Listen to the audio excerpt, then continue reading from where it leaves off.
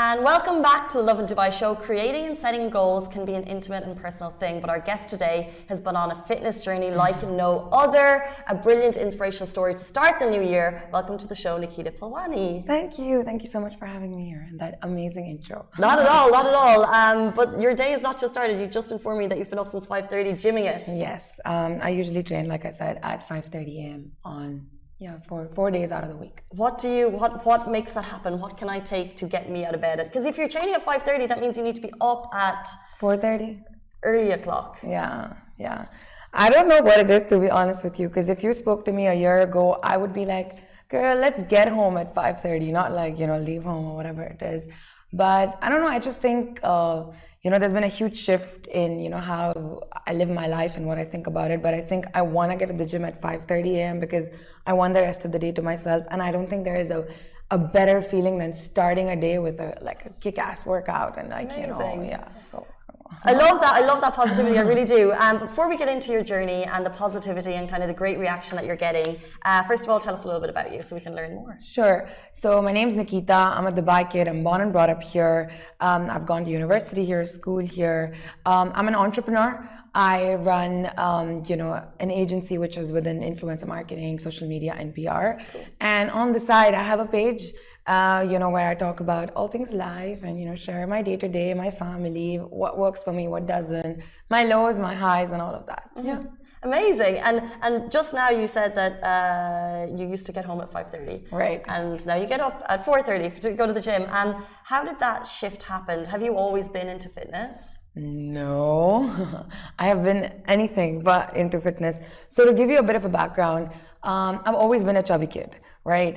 And that has not stopped me by, thankfully, that never stopped me. I've always been on the heavier side or whatever it is. So when I was in school, all my girls were super skinny and stuff. And I was always, slightly the bigger one or whatever it is. And my life was all about, living life king size. In fact, I used to be a plus size blogger. My agenda was, and it always is, and it still will be, that to, really embrace yourself at whatever weight it is that you are. But my entire page was about, speaking about plus size fashion. While there's that aspect, but my lifestyle, based on what you asked me, was all about do what you want. Who cares about the body? What's fitness? I don't think I looked at the gym maybe 2-3 times in my life or whatever it is. Uh-huh. Eating whatever came my way was my, there was no consciousness. There was no awareness. There was no consciousness. There was no respect, kind of to your body, to this thing that takes you everywhere. So yeah, that used to be me. And I remember, I don't know, how you get archives on Instagram and stuff. And this, story popped up from about 2 years ago where I was complaining, oh my God, I wish I can make it to this breakfast meeting I have at 11 a.m. And I'm like, 11 a.m. was early for me. I don't know who I was. So waking up early was not a thing. Going, I would probably go to bed at 5 a.m. You know what I mean? So there was no sense of, no discipline. Let's just say that. And what was the moment then? The moment that it was okay, now maybe I need to start looking at fitness, or now I will start talking about my journey. What was the moment that kind of changed it for you? To be honest, there was no moment. And like I said, I used to be a plus size blogger and I was extremely comfortable with how I used to look.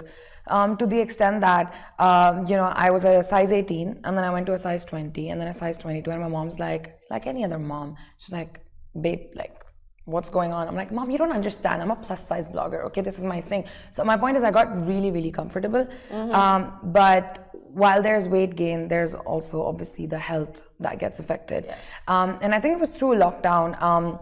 Again, through lockdown, I was living my life. It was like a everyday ritual to, have maybe McDonald's for breakfast or for lunch. And then 5:30 p.m. I'd get this acai bowl. But I was like, oh my God, I'm having an acai bowl. But I would have Nutella and peanut butter.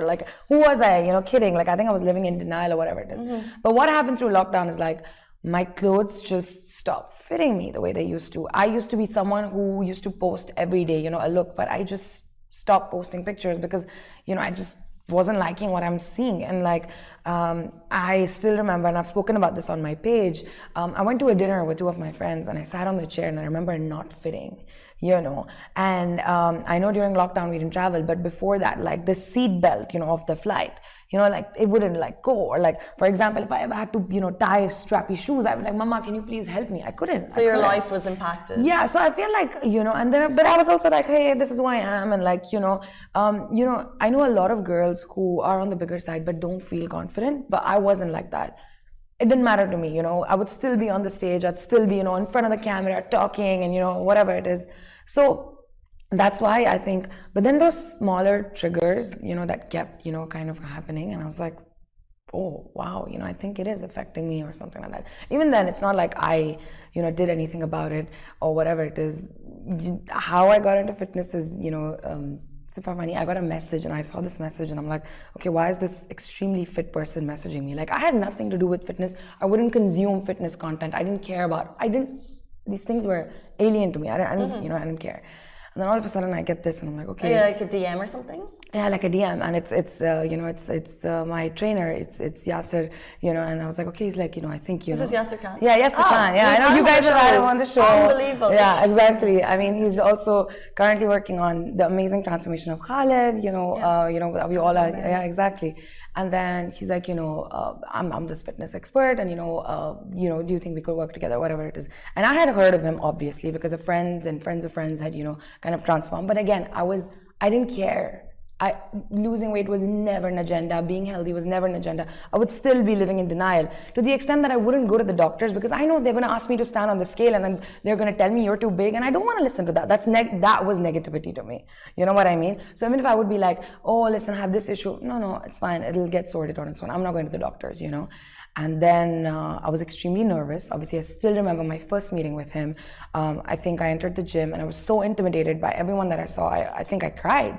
But I don't know what it is that I know. What it is that he does. It was that day and it's today. I think I'm on my 300th session. Amazing. You know what I mean? Yeah. And obviously the discipline, waking up at 5:30 did not come on day one. No way at all. I refuted this process. I think I've made him a more patient person because I literally argued with him about everything. Like, you don't know what you're doing.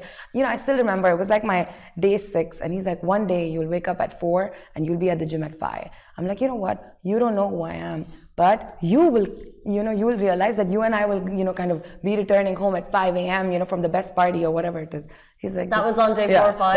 That was on day 4 or 5. Because I was literally, I'm not even kidding, I was alien to this world. Like, these things were not a priority to me. This was not something I wanted, whatever it is. Little did I know that I would be, kind of hit by this bug so badly that today I actually have a tattoo of a dumbbell. No, you don't. Let's see.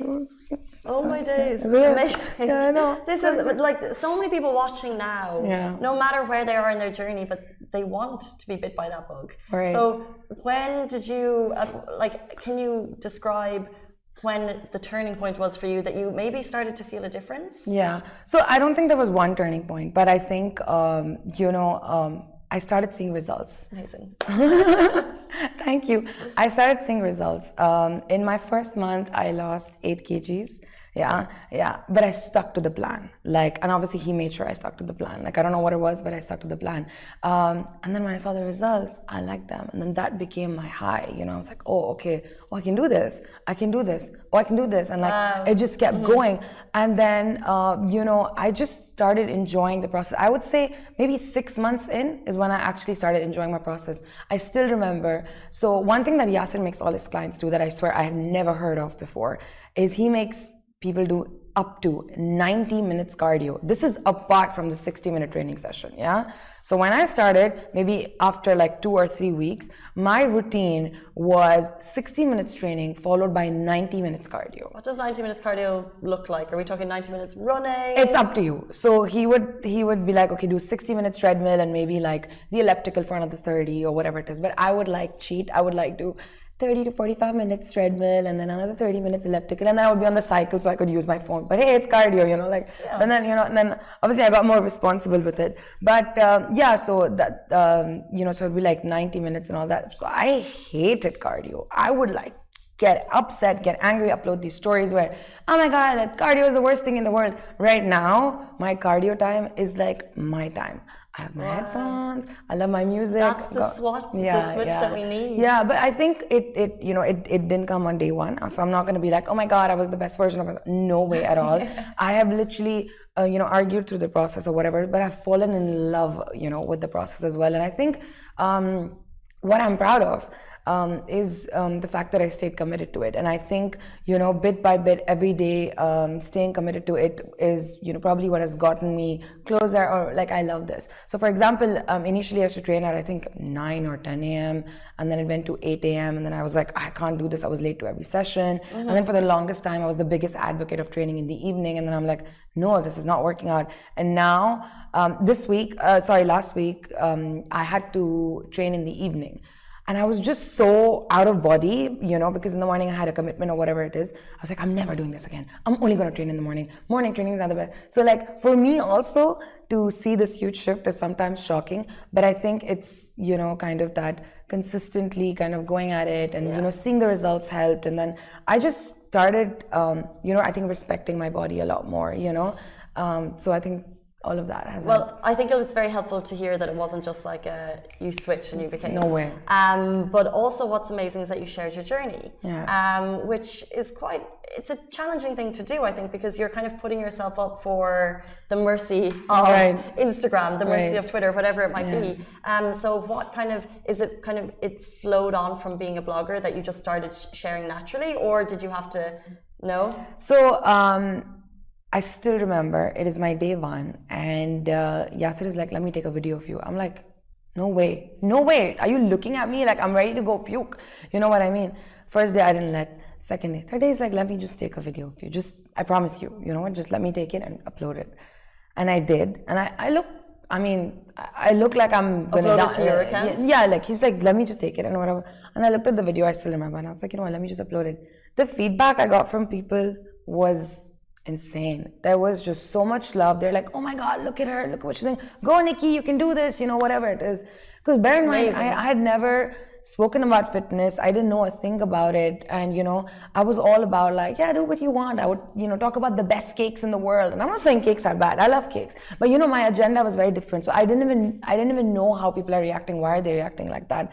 And then, I just felt like people got hooked onto it. And then I was like, you know what, I want to share it. Because before I knew it, people started messaging me, oh my God, Nikki, looking at you, I did my cardio today. Nice. And even now, like, it's amazing. If not every week, every other week, I would get this message from someone in Canada or someone here or someone in India, or whatever it is. Nikki, look, I lost 5 kgs, looking at your amazing. Gym. Yeah, like it's insane. And I feel like, wow, like I would share, and that's why, like, even the level of fitness content that I started sharing, be it my workouts or the fact that I'm going into my cardio, whatever it is, I just started that because I was like, if it's making this kind of an impact, why not? Like, why not, And have, for example, your food choice changed? Because you said that during COVID, you had this like routine of McDonald's at this time and your acai bowl that was acai bowl topped with lots of stuff.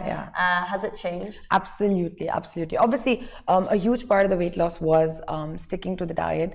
And I'm a very social person. I have a huge family, very typically Indian and stuff like that. And like, I still remember my first 3 months, we would be at the, at like functions or whatever it is, and people would have the best ice creams and the best desserts, and I'd be like, no, nothing. Now, for instance, so I'd say for the first 3 months, because the 4th month was December, when I started my journey, I was like so religious with my plan. Like I only cheated when my trainer allowed me to, like nothing, no off even by like 1 almond, you know what I mean? Yeah.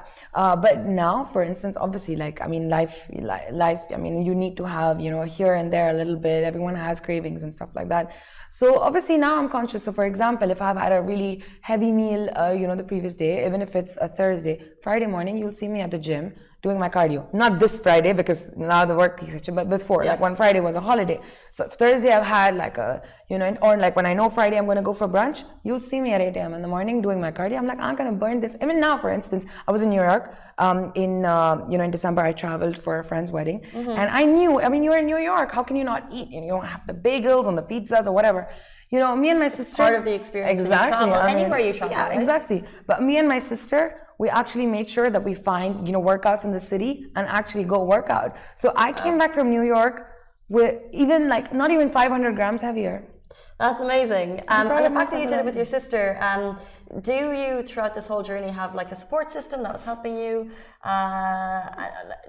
Or people that you turn to that you, like, if you're struggling, you're not in touch with Yasser, or is it it's like a solo mission? So I would say that initially, definitely, Yasser was an extremely, driving force with all this. Like I would literally say that he's held my hand through it. I'm not even kidding, because I was alien to all this, like, like literally. Massive shout out to Yasser. Yeah, massive shout out to Yasser for sure. And he really like has instilled these values in me, with consistent kind of, brainwashing or whatever it is. Obviously, it helps that, my sister, it's, she who took the initiative and, booking these, these things and stuff like that. My sister herself has lost about 30 kgs. So she's also been on this journey, and definitely it helps, because she'll be like, do you really want to eat that? And I'll be like, and I'll tell her, do you really want to eat that? You're helping each other. Yeah, for sure. But for me, also another very important force has to be my Instagram family. And I know it sounds very cliche, Instagram family, but no, really. Sometimes these DMs that I get, I'll be like, guys, I can't stop eating this cookie. I don't know what's wrong with me. Why do I want this cookie? And then I'll be like, no, Nikki, no, you can't do this. You worked really hard, please. And I'm like, you know what? I think I needed you in my life. You know what I mean? We're all sitting there at home in the evening, and there's something there, and you're like, don't eat it, don't eat it. So you get onto Instagram and you're like, I don't want to eat it. And then Instagram's like, don't eat it. Yeah. I was like, thank you. I needed that. I needed that. And also, I think, my team at work, I tell them, guys, this month, no, we have to lose 5 kgs. So if I ever order anything, don't let me. And then I'll be like, guys, do you think I want to, like that? They'll be like, no, you don't need it. So I feel like also because I've shared the journey so much, which was a natural process, to be honest with you, it just came. I thought people got hooked on, and then I kept sharing, and then, I feel like you won't believe it. I was in New York. Like I said, I was at a friend's wedding, and I was just, kind of grabbing something to drink or whatever it is. And someone comes up to me, do you think Yasser will allow that? I'm like, no way, no way. I was like, not all the way. These miles away. I was like, please. No, obviously, she would follow me because, she was a family friend or whatever it is. I'm like, not here, please, not here. But my point is, Yasser, you have people all over the world. Watching your clients, you know what I mean? So I'm just like, stop. Oh my days, that's amazing. Yeah, but then I'm like, okay. You're nowhere safe. Nowhere safe. But then I put it up on my own. I'm like, listen, there's no point in, who am I lying to? You know what I mean? I'll be like, guys, I'm eating cake. Like, I can't help it. Well, that's amazing, because you're showing that, we all have to break sometime. You can't follow this totally strict diet, and you have to have the cookies as long as you're, like you said, you're still doing your 8 a.m. I'd say initially though, obviously, because, I lost about 42 kilos in 7 months, but that's because I was on point, like nothing could shake me. I'm telling you, till I didn't finish my 90 minutes cardio, even if I had to shut the gym and leave, like that would be me. So it was really on point. And like I said, the results really, really helped. I was like, okay, I'm doing so well. Why should I? It doesn't matter. It's okay. I've eaten all my life. It's fine. And then not only that, dropping the weight is one thing, but there's so much more that gets affected. And I actually have created a lot of content about things you can't see, that people can see that you've lost weight, you're wearing different clothes or whatever it is. But when I see my parents proud, they're happy that I'm living a healthier life, I'm more disciplined, I sleep on time, I wake up on time for the most part. For instance, my productivity, I feel, has gone up. And unfortunately, fortunately, the world is superficial, and stuff like that. But the way, someone even looks at you, that also makes a difference. And, the way I carry myself, the way I think about life, how I want to prioritize my time, so many things have affected. And like I said, tying the shoelace, or like the seatbelt, or, where I used to stay before, the gap between the car and the pillar would be there. So there was a time when I wouldn't fit into the car, with the way I used to park. So now I'm like, okay, I can fit from anywhere, you know what I mean? So it's like these little things, Or for example, like I had so much fat on my hands, I could never see my veins. And now when I see my veins, I'm like, guys, I can see my veins. Amazing. And I love all this, like your parents proud, and productivity is improved, and mornings are slightly easier than they used to be. For sure. An insanely positive story, and one that I think we should all be following. Can we follow you? Where can we follow you? You can follow me on my Instagram. I go by the name Nikita Phulwani, so that's NIGGIPHULWANI. Love your personality, love your positivity, love your spirit. Thank you so much for sharing your story. Thank you for having me here. Thank you. More people need to see these stories, right? Because it gives people at home the inspiration. Yeah, hopefully. Guys, that is it for us. And Shahir, he's getting inspiration too. Guys, that is it for us on the Lovin Dubai show. We're back with you every single weekday morning, same time, same place. Stay safe and wash your hands. Bye-bye.